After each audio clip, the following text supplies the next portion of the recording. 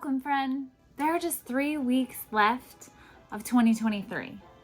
And pretty soon we're going to be inundated with marketing on goals and New Year's resolutions and choosing your word of the year. All great, by the way. But before we do that, first, can I just thank you for allowing me to have the space to be open and vulnerable to share something as crazy as my psych ward visit many years ago. And I've gotten a lot of messages and texts from friends, family, from people that I didn't know. And it made me realize that, you know what? It's okay to be, to share something really crazy and put yourself out there, because apparently it encouraged some of you. So thank you. All right, before we set our goals or choose our word or do our vision board for 2024, we must reflect on our wins and our lessons. And stick around to the end to hear what my big win and lesson was. Here are some questions that I recommend taking some time to think about and ponder and journal on. And for all of you that barely journal, like me, trust me, taking 5 to 15 minutes to journal and process 2023, it's gonna help you move forward. Okay, here we go. What were my defining moments of 2023? What lessons did I learn through these moments? What were my big wins and miracles? What brought out the best in me this year? This I know, God works all things for our good, even the stuff that might have been terribly challenging from this year. I have this habit, and I've kind of shared a little bit about it before in this video, of jumping from thing to thing to thing again and again and again. And if you don't stop and celebrate or stop and process, you're really, can we say that we're growing? Can we say that we're really taking things from that experience and applying them to the next experience, right? So I feel like doing this is so important to help us slow down, reflect, and in the end, it will help us move forward. Vulnerable moment time. I've shared before how I am a recovering overachiever.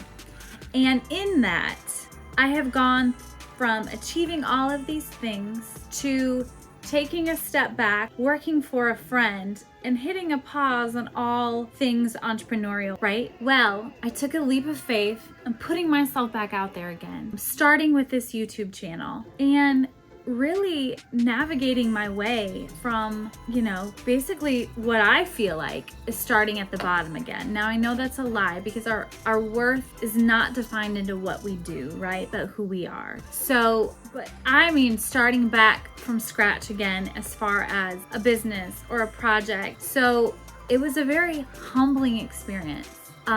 Very hard to try to get clear again and to put myself back out there after I felt like I had failed. But I am slowly moving forward with those things. Not to mention, just being a homeschooling mom that helps my kids go after the things that they're passionate and excited about. It's been hard for me to time management. Time management has been hard. So I went from hustle to COVID, lazy girl era, which, can somebody define what this even means, this lazy girl era? Can I just be a woman of rest, working towards accomplishing the things that I feel like I'm called to do, yet not hustling and not lazy? Can I be that in-between woman of rest? Will you join me to be a woman of rest? And so many other factors came into this starting from scratch again thing. My age, being that I'm 41 now, and so it's midlife or a little bit before midlife, but it feels like, kind of like this emerging out of this cocoon phase that I've been in for a while, like thinking and pondering and looking at what I love to do, which this is such a huge part of it.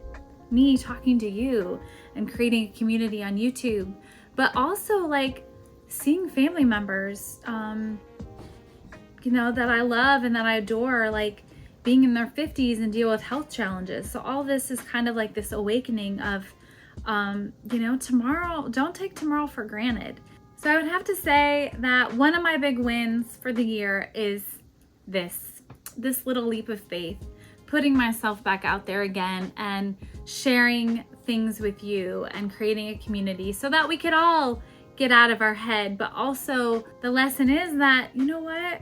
I'm gonna have to put my big girl pants on again, and I might have seasons where it feels like I'm hustling a little bit and I need to put a little bit more time in to watch something grow and to do the things that I want to do, and not give excuses, because life is short. And if you're excited about doing something, the kids TV show or the kids YouTube channel or the things that the kids have going on, or church, or all of my other responsibilities, like, can't stop that. And that's okay. Woman of rest era, right? So I took a few minutes to sit and think about this whole woman of rest idea.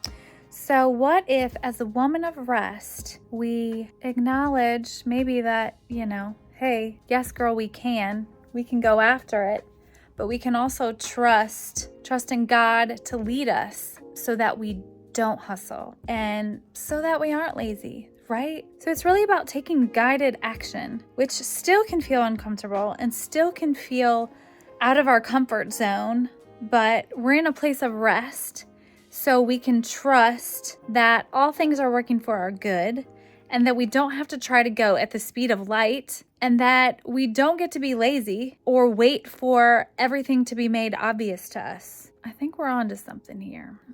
Okay, do me a favor. Share a win or lesson in the comments below so that we can learn and grow with each other.